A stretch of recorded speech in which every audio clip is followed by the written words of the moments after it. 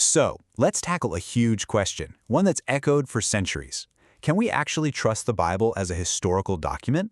Now, you might think this is all just about faith, right? But what if there's a really compelling historical case to be made? Let's dive in and look at the evidence. And look, this is a really common objection, and it's a powerful one. It kind of paints this picture of a book that's been messed with and changed over time, like a long game of telephone. But what if the history actually tells a totally different story? What if some of the things that seem like weaknesses are actually its greatest strengths? Let's unpack that. All right, so here's the game plan. We're going to start by taking that big objection seriously. Then, we'll see just how early the New Testament was written and why that's a huge deal. We're going to uncover the mind-blowing truth about the thousands of ancient manuscripts we have, and we'll clear up what the church's role really was. We'll even tackle those so-called errors head-on. And finally, we'll see how history might just be the Bible's best friend. Okay, so let's start with that big question.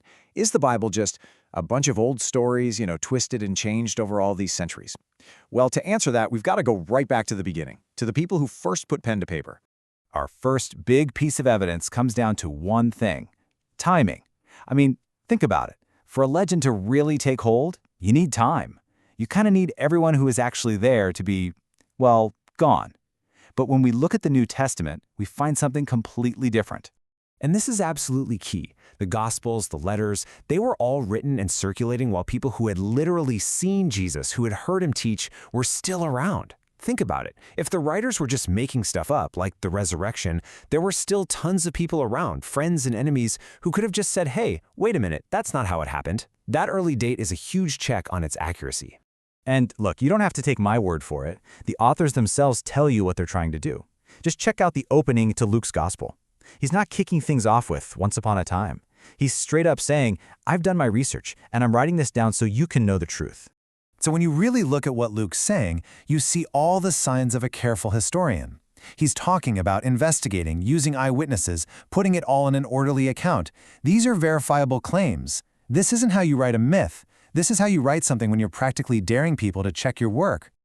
Okay, so we've got these really early accounts, written when eyewitnesses were still around. But what about that whole game of telephone thing, the copying? Well, that brings us to our next point, which is honestly kind of extraordinary. I mean, just take a look at this. It's pretty wild. For famous ancient writers like Plato or the Roman historian Tacitus, we're talking about maybe a handful of copies, and most of those are from hundreds of years later. Even for Homer's Iliad, a cornerstone of Western lit, it's way, way less. And then you have the New Testament, with literally thousands of ancient manuscript copies. It's not even close. Nothing from the ancient world has this kind of manuscript backup. And that is why that whole game of telephone idea just doesn't really work here. See, the New Testament wasn't copied down one single line where one mistake gets passed on forever. It was copied all over the place, in different cities across the Roman Empire. Trying to get everyone on the same page to change the story? No way. It would have been impossible. Okay, so that naturally leads us to the church's role in all this. Did the church just swoop in and change things to fit its own narrative, or was it something different? So, from a Catholic perspective, it's all about a both-and situation. The belief is that the Bible is inspired by God, sure, but it was written by real human beings, with their own styles, their own voices, writing in a real historical time and place. It's not like a fax from heaven, right? It's a divine and human partnership. And this is a really important point. The church didn't invent the Bible. It recognized it. The books that ended up in the New Testament were the ones that Christian communities everywhere were already using, the ones they knew they could trace back to the apostles. The church basically put an official stamp on what was already happening. And you can see this whole process wrapping up in these church councils in the late 300s. This is where leaders from all over got together and said, okay, this is the list. This is the collection that everyone's already using and trusts. They were formalizing what had become common practice. All right, but wait, if there are thousands of manuscripts, what about all the differences between them? People love to point out the thousands of variants or errors. Sounds bad, right?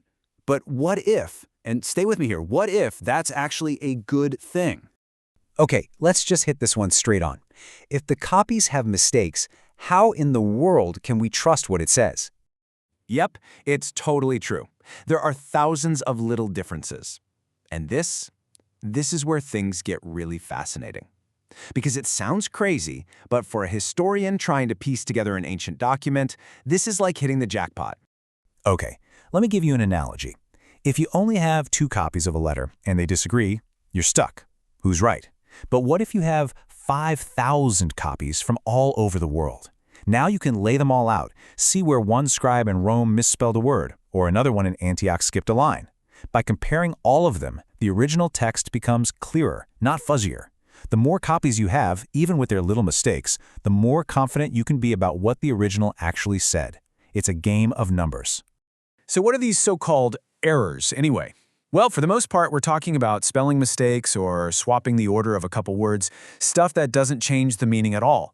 And here's the bottom line. Not one single major Christian teaching, not the resurrection, not the divinity of Christ, nothing depends on one of these disputed bits of text. Not one.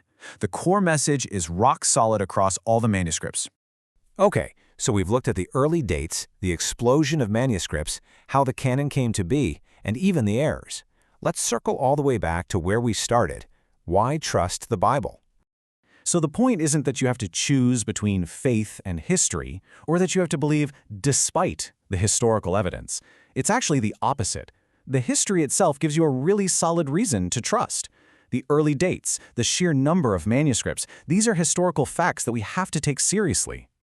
So let's go back to that first objection one last time. Was the Bible written by men? Absolutely. Men who were writing super close to the events they saw and who believed they were inspired. Was it copied for centuries? You bet. And all those copies are exactly why we can be so sure about the original text. Was it recognized by the church? Yes, but as a protector, not an inventor. Which really leaves us with one final thought. Can you name any other document from the ancient world that stands on a stronger historical foundation?